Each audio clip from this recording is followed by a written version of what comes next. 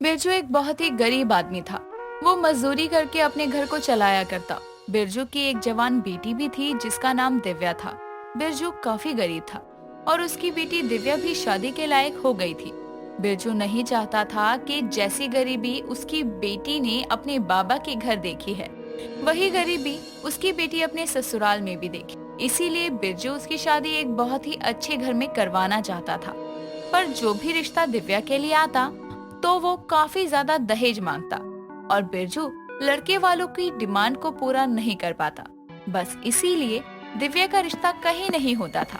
ऐसे ही एक दिन बिरजू मजदूरी कर रहा था, तभी उसका मालिक उसके पास आता है और उससे बोलता है। अरे बिरजू भैया, कैसे हो तुम? मालिक, बस आपकी कृपा है। बिरजू भैया, हम सुने हैं कि तुम अपनी बिटिया के लिए लड़का ढूंढ रहे हो। क्या हुआ, कोई लड़का वड़का मिला कि नहीं?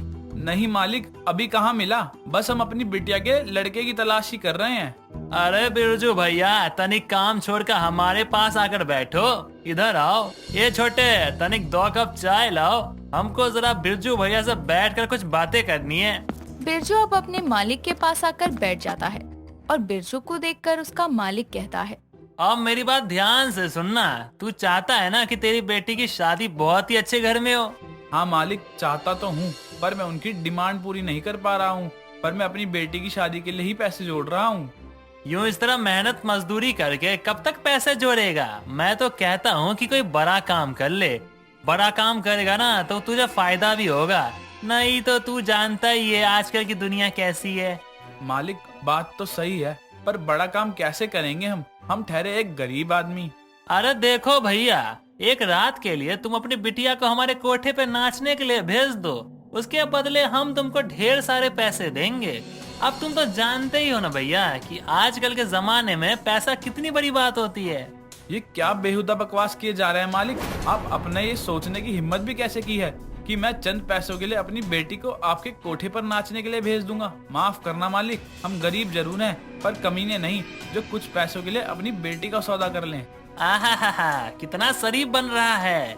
अपनी बिटिया को अमीर घर में बिहाना चाहता है, लेकिन पैसा नहीं है। और जब हम पैसा देने के लिए माने हैं तो तू अपनी बिटिया का सौदा नहीं करना चाहता। अरे जा जा, बहुत देखे तेरे जैसे। देख ना, तू एक दिन हमारे पास पैसों की भीख मांगता हुआ आएगा, लेकिन उस दिन ना तुम्हारी मदद नहीं करेंगे हम। हाँ हाँ, मुझे तुम्हारी मदद चाहिए भी नहीं। तुम जैसे घटिया इंसान से मदद लेने से तो अच्छा है हम अपनी बेटी को मार दे, पर हम तुम्हारे पास अपनी बिटिया को तो नहीं भेजेंगे। अरे बिरजू भैया, तुम भूल गए क्या कि तुम जहाँ काम करते हो ना वो हमारा ही है। अब तुझे तो पैसों की जरूरत नहीं है, तो हम क्या सोच रहे हैं कि तुझे तेरी आज की मजदूरी भी ना दे। अब तू यहाँ से जा सकता है बिरजू भैया। मालिक बिरजू को काम से निकाल देता है। बेचारा बिरजू उदास हताश होकर अपने घर की तरफ चलता है। धूप कड़ी थी, ऊपर से बिरजू को अपनी बेटी की चिंता भी सता रही थी। ये सब कुछ बिरजू सोचते हुए अपने घर पहुंचता है। मेरी बेटी जवान है, इसकी शादी सही समय पर करनी होगी, नहीं तो जैसे आज ये नीच मालिक की नजर मेरी बेटी पर पड़ी है, कल को किसी और की नजर भी पड़ सकती है। पिताजी, क्या हुआ? मैं काफी देर से देख रही हूँ, आप कुछ सोच रहे हैं और आप आज जल्दी घर आ गए। कोई बात है क्या? अगर कोई बात है तो आप हमें बता सकते हैं। नहीं बेटा, बस मैं तेरी शादी के बारे में सोच रहा था। बिरजू ये सोच ही रहा था कि तभी वो बेहोश होकर नीचे जमीन पर गिर जाता है। ये देखकर दिव्या काफी घबरा जाती है और वो तुरंत डॉक्टर को बुला लेती है, जिसके बाद डॉक्टर आकर बोलती है। दिव्या बेटी, तुम्हें अपने पिता का बहुत अच्छे से ख्याल रखना होगा। और बिरजू भैया, आप कुछ दिन धूप में काम ना ही करें तो आपकी सेहत के लिए बहुत अच्छा होगा। डॉक्टर, पापा को क्या हुआ है? वे ठीक तो हो जाएंगे ना? इन्हें डेंगू की शिकायत है, साथ ही ये काफी टेंशन भी ले लेते हैं, इसीलिए इनको चक्कर आए हैं। ऐसे में तुम अपने पापा का जितना अच्छे से ख्याल रखोगी उतना अच्छा होगा। और बिरजू जी, आप कुछ दिन धूप में बिल्कुल भी काम मत करना, सिर्फ अपनी सेहत पर ध्यान रखना। अगर आप ऐसा करोगे तो आपके लिए अच्छा होगा। अच्छा, मैं चलती हूँ। इतना बोलकर डॉक्टर चली जाती है। डॉक्टर की बात सुनकर दिव्या अपने पिता से कहती है। पापा, अब आप मालिक के पास धूप में काम करने नहीं जाएंगे। आपके बदले मालिक के पास काम करने मैं चली जाऊंगी। नहीं, तुम काम करने नहीं जाओगी। मैं तुम्हें नहीं भेजूंगा उस नीच के पास। उसकी ऐसी घबराई हुई बातें सुनकर अब दिव्या उससे उसका कारण पूछती है और अब बिरजू उसको सारी बात बता देता है। ये जानने के बाद दिव्या अपने पिताजी से कहती है, पिताजी, मैं नहीं जानती थी कि लड़की को लोग ऐसी नजरों से भी देखते हैं।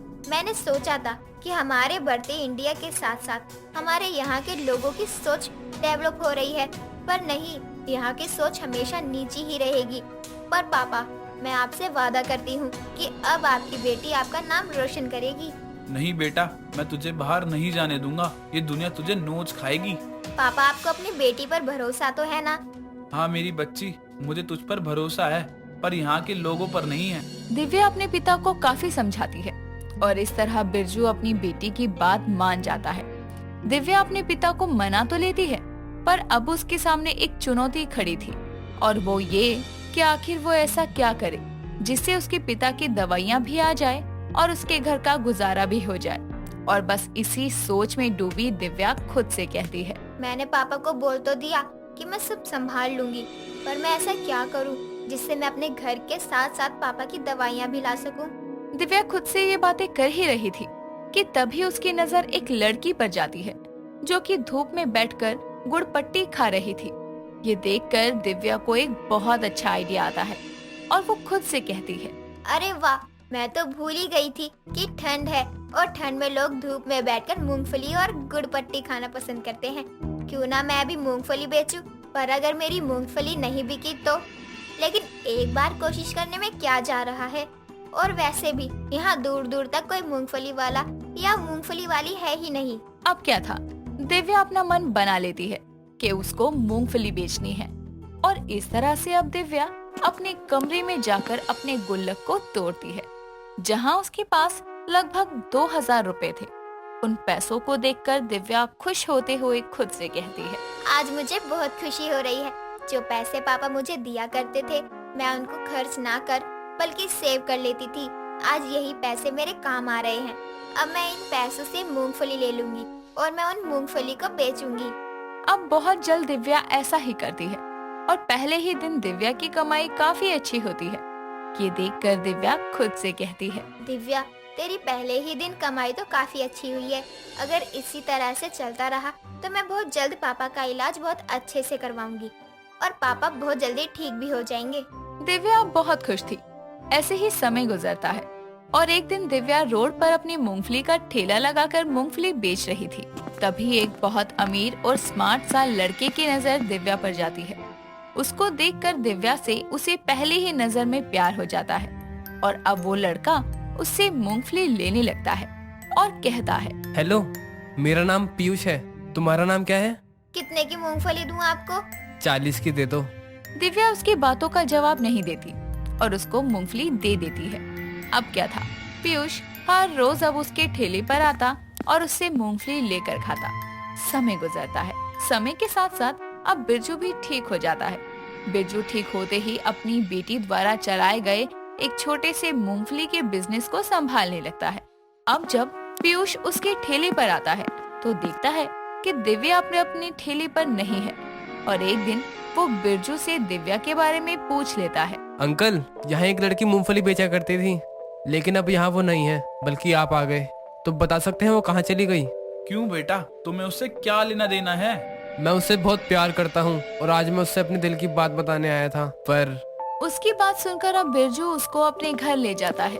ये देखकर अब पीयूष समझ जाता है कि बिरजू ही दिव्या का पिता है। पीयूष बिरजू का धन्यवाद करता है और दिव्या से कहता है, दिव्या, तुम्हें पता है मैं तुमसे कितना प्यार करता हूँ। मैं जानती हूँ कि तुम मुझसे प्यार करते हो, पर तुम एक बड़े घर के लड़के हो और मैं एक मामूली मूंगफली वाली। क्या हुआ दिव्या, अगर तुम मूंगफली बेचती हो तो क्या हुआ? मैं तुमसे प्यार करता हूँ। इनफैक्ट मेरे घर वालों को सब पता है। उन्हीं के कहने पर मैं आज तुम्हें अपने दिल की बात कहने आया था। बेटा, ये सच है कि मैं अपनी बेटी की शादी अच्छे घर में करवाना चाहता था, पर तुम बहुत बड़े घर से हो। हमारी इतनी हैसियत नहीं है कि हम तुम्हारी डिमांड पूरी कर सकें। डिमांड? कैसी डिमांड अंकल जी? मुझे सिर्फ दिव्या चाहिए। अब क्या था, पीयूष अब बहुत ही जल्द अपने घर वालों के साथ आकर दिव्या का हाथ मांग लेता है और इस तरह दिव्या की शादी एक बहुत अच्छे घर में होती है।